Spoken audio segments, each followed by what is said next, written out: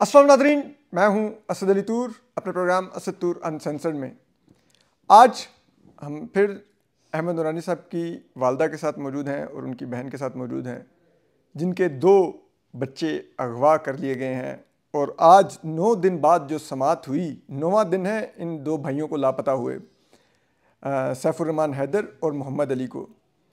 लेकिन आज जो अदालत में जज साहब का और पुलिस का रवैया था, वो ज़रा सुनने से ताल्लुक़ रखता है कि हमारी अदलिया और हमारी पुलिस अपने हल्फ की पासदारी की बजाय जिन्होंने लगवाया है, शायद उनसे वफादारी में लगे हुए हैं।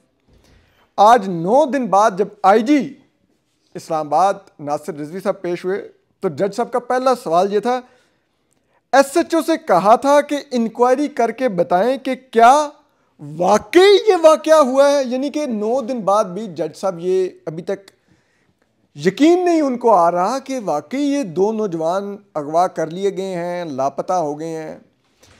तो इस पर जो आईजी साहब थे, अब आप उनकी आगे से फिल्म देखिए।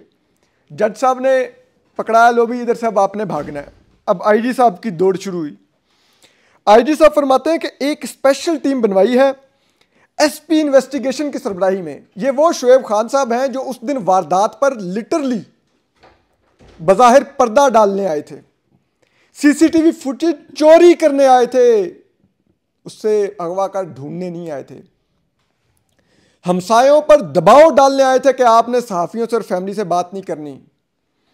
उनकी सरबराही में बतौर मौसूफ आईजी फरमा रहे हैं कि हमने एक इन्वेस्टिगेशन टीम बना दी है। और फिर आईजी साहब अपने बताते हैं कि अब आप हमारी देखें ना, दरख्तों के ऊपर हमने छलांगें कितनी मारी हैं, जरा वो मुलाहिजा कीजिएगा। वो कहते हैं जियो फेंसिंग करवाई गई है नंबरों की, अभी तक उसमें से कुछ नहीं मिला उनको।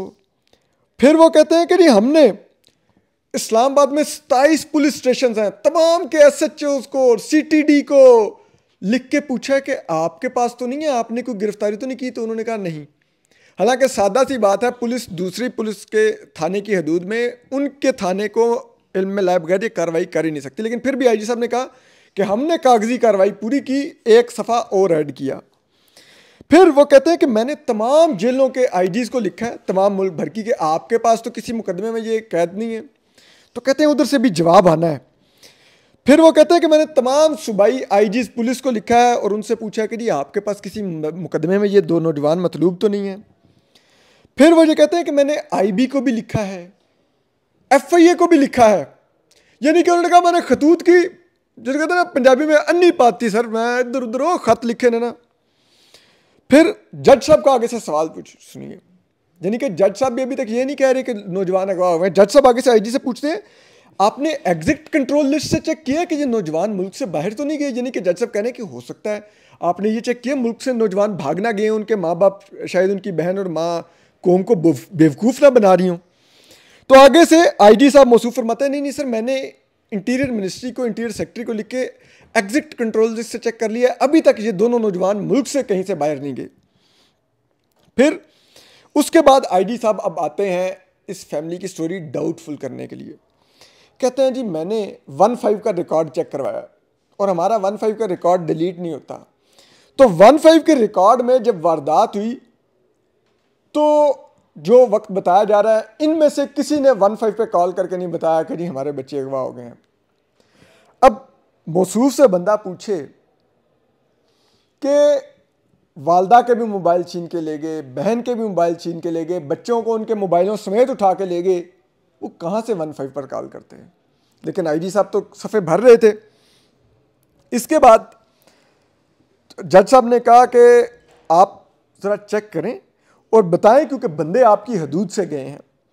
इस पर ईमान मज़ारी एडवोकेट बोली, उन्होंने कहा कि ये पुलिस चीफ एक आईनी अदालत के सामने ये 15 की मिसालें दे रहे हैं। ये बड़ा ही अफसोसनाक और शॉकिंग है कि अगर पुलिस चीफ इस्लामाबाद का ये जवाब दे रहा है। और फिर ईमान मज़ारी एडवोकेट ने कहा कि जिन पर इल्ज़ाम है मिलिट्री इंटेलिजेंस यानी कि एमआई और आईएसआई पर, क्या इन्होंने उनको भी ख़त लिख कर पूछना मुनासिब समझा है? अब ज़ाहिर बात है वहाँ पर तो आईजी साहब और हम उनकी हैसियत जानते हैं। तो उस पर जज साहब आईजी से पहले बोल पड़े। उन्होंने कहा उनको मैंने नोटिस किया हुआ है। कब नोटिस किया हुआ है? 21 मार्च का, आज क्या तारीख है, 27 तारीख है, 3 समातें हुई हैं। जज साहब ने मुनासिब नहीं समझा कि उनसे पूछ लेते कि भाई आपने अभी तक जवाब क्यों नहीं जमा करवाया। फिर ईमान मजारी एडवोकेट ने बताया कि इन्होंने बाकी सब कुछ बताया है, इन्होंने सीसीटीवी कैमरों का नहीं बताया, जो सीसीटीवी कैमरे घर के सामने भी और साइड वाले घर पे भी लगे हुए हैं। तो उस पर जज साहब ने कमाल खूबसूरती से ईमान मजारी एडवोकेट से कहा कि देखिए मैडम, थोड़ा काम आप लोग भी करें, आप लोग जरा इर्द गिर्द के घर वालों से कोई फुटेज लेके इनको देना जो आपको मिले। तो उस पर ईमान मजारी एडवोकेट ने जज साहब को आगाह किया कि कौन सी सीसीटीवी फुटेज हम इनको लेकर दें, ये तो आए थे उस दिन सीसीटीवी फुटेज और कैमरे कब्जे में लेकर वहां से चले गए, और उन हमसायों पर दबाव डाल के कि हमसे बात नहीं करनी। और फिर जज साहब कुछ नहीं बोले कि आपने ये वारदात डाली है, आप लोगों ने क्या एविडेंस कवर की है, आपने क्या जुर्म छिपाने में किरदार अदा किया है। जज साहब जस्टिस इनाम अमीन मिन्हाज साहब फरमाते हैं कि आईजी साहब आपके सामने एक माँ खड़ी है, आप तफ्तीश की खुद निगरानी करें। आईजी साहब ने कहा जी बिल्कुल मैं खुद निगरानी करूंगा, और वो जो निगरानी में अभी तक कर रहे हैं आप देख ही रहे हैं 9 दिन में। फिर जो वालदा है बच्चों की, सैफुर्रहमान हैदर साहब की और मोहम्मद अली साहब की, वो बोली इन एंड, और वो रोते हुए बोली रोस्ट्रम पर। उन्होंने कहा कि जज साहब आपके बच्चे होते या इन पुलिस वालों के बच्चे होते तो तब भी आप यही करते। तो जज साहब ने कहा नहीं नहीं देखें, मैं तो कानून के मुताबिक चलना होता है, हम कानून के मुताबिक चल रहे हैं। इस पर जो वालदा थी उन्होंने मजीद कहा, उन्होंने कहा कि मेरे बच्चों को कुछ हुआ तो कौन जिम्मेदार होगा।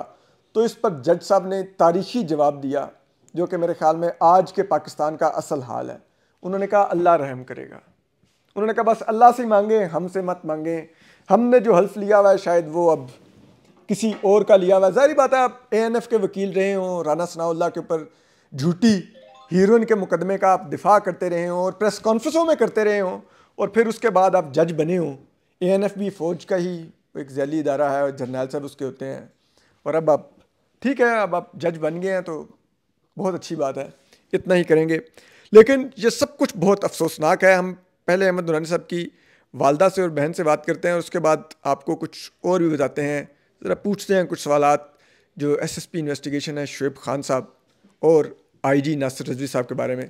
तो आप बताइए, आपने 3-4 दिन पहले इसी पुलिस को बताया कि उनके नंबरों से कॉल्स आ रही हैं। आज की इन्वेस्टिगेशन रिपोर्ट में कोई जिक्र ही नहीं है कि वो नंबरों से जो कॉल्स आ रही हैं कहाँ से आ रही हैं, कुछ ट्रेस करने का कुछ नहीं था। नहीं, उन्होंने इस बारे में कुछ नहीं बताया, ना ही इसके बाद मेरे वो रिपोर्ट उनको देने के बाद जो नंबर्स की लिस्ट थी उसके बाद उन्होंने ना मुझे उसके बारे में कुछ आगाह किया। तो आज भी कुछ नहीं डिस्कस हुआ उस वाले से, कुछ नहीं डिस्कस हुआ। वैसे आपको लगा आज की पुलिस जो IG साहब बता रहे थे जो कुछ अदालत को, उससे आपको लगा कि पुलिस कुछ कर तो रही है? मुझे ये लगा कि सब इदारे मिल के ये साबित करने की कोशिश कर रहे हैं कि हम झूठ बोल रहे हैं। मुझे ये लगा। आपको ये लगा झूठ बोल रहे हैं? आपने मतलब जो मजलूम है उसके बारे में वो अगर ये जाके बता रहा है आपको कि मेरे साथ ये हुआ है, तो इदारे ये इन्वेस्टिगेट नहीं कर रहे कि उसको कोई रेमेडी, कोई उसकी बेहतरी के लिए काम नहीं कर रहे, वो इस चीज़ पे काम कर रहे हैं कि ये झूठ बोल रहा है, वो ये साबित करना चाह रहे पे लगे हुए हैं। आपको बेसिकली डिस्क्रेडिट करने में लगे हुए हैं मजलूमों को, ना कि वो जिन्होंने अगवा किया है उन्हें करें या उनसे रिकवर कराएं मेरे भाइयों को। आंटी, आप आज कमरे अदालत में थी, आपको क्या फील आया? पुलिस एफर्ट कर नहीं रही और जज साहब कर तो रहे हैं कोशिश, आप आज मुतमिन नहीं? 9 दिन हो गए हैं। कुछ भी नहीं, मेरे पास कुछ भी नहीं करने को, मुझे कुछ कोई नहीं सही लगा, ना किसी ने कुछ किया और ना कोई, बस डरखा रहे हैं मुझे वो। आपने जज साहब से आज पूछा कि कौन जिम्मेदार होगा, और अगर आपके बच्चे होते, तो जो जज साहब ने जवाब दिया कि मैं तो कानून के मुताबिक चल रहा हूँ और अल्लाह रहम करेगा, इससे आपके दिल को कुछ इत्मीनान हुआ है? जस्टिस इनाम अमीन मिन्हाज साहब ने जो ये फरमाया। कानून कहाँ पे है पाकिस्तान में? कहाँ पे कानून है? कोई नहीं है कानून। कानून तो वो है जो कुरान पाक के मुताबिक है, तो कुरान पाक के मुताबिक तो कोई कानून नहीं चल रहा ना पाकिस्तान में, कुछ नहीं है। बस मैं ये कह सकती हूँ कि जो जो मुझे देख रहा है, सुन रहा है, मेरे बच्चों के लिए और मेरे लिए दुआ करें।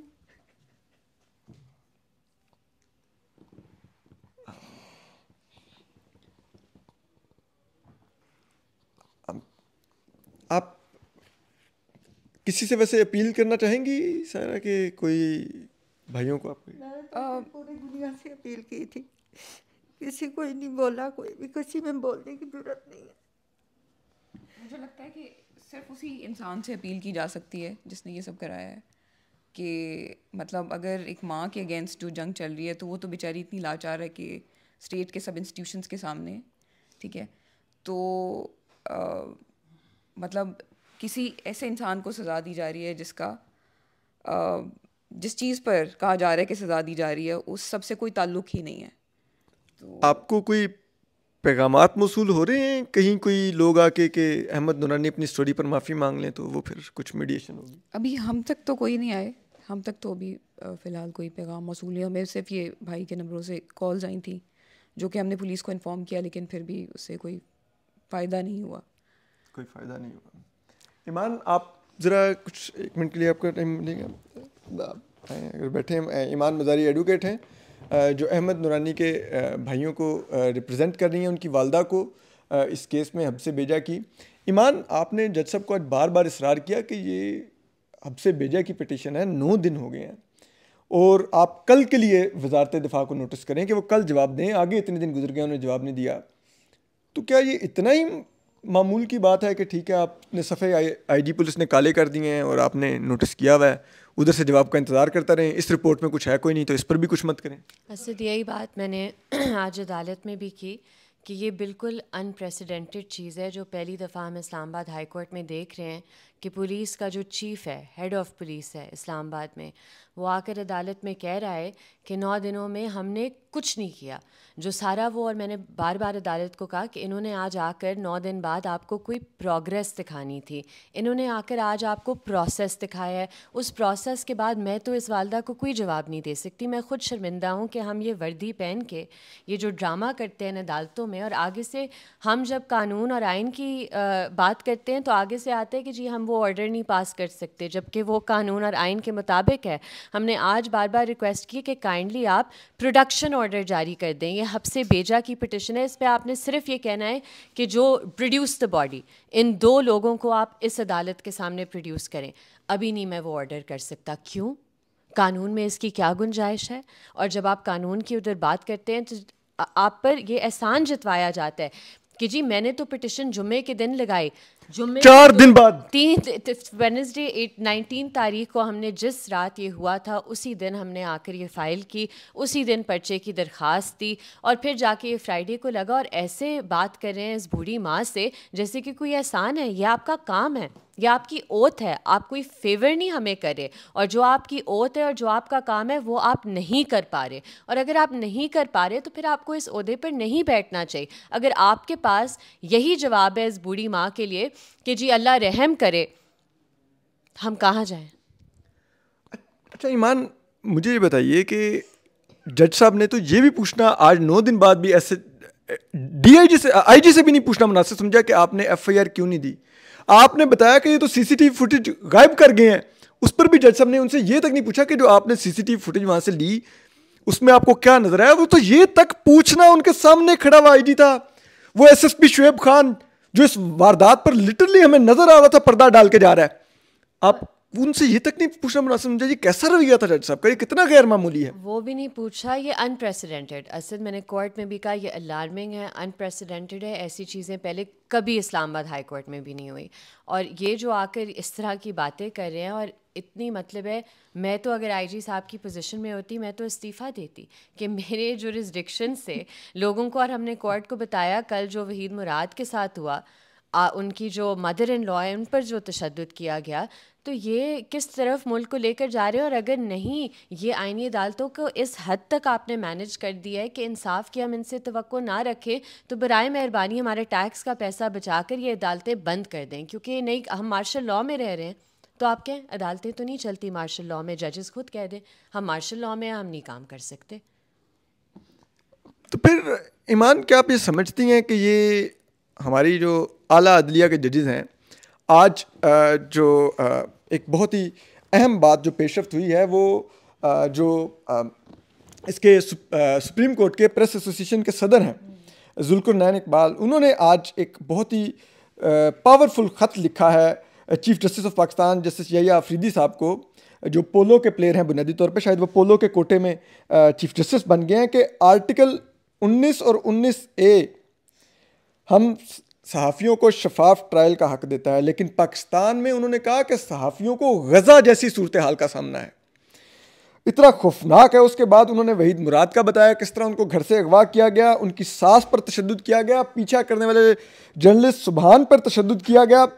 फिर वो कहते हैं कि आप कहेंगे कि नहीं हमने इन तमाम मामलात पर अदलिया से रजू क्यों नहीं किया, तो वो कहते हैं फरहान मलिक साहब के लिए रजू किया, उनके भी खिलाफ जो कुछ हो रहा है अदालत ने सस्पेंड किया, ना कुछ किया, रिमांड दे दिया।